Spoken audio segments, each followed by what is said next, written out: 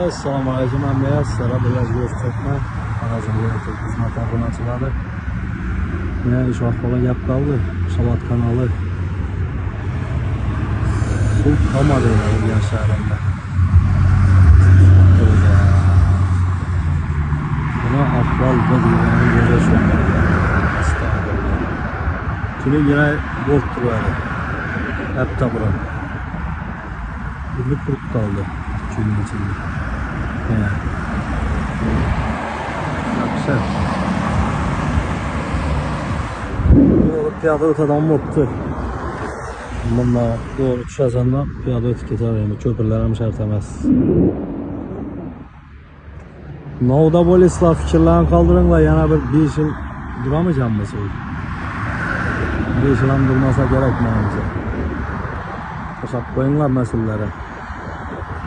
Suv ta'minoti rahbarlarini.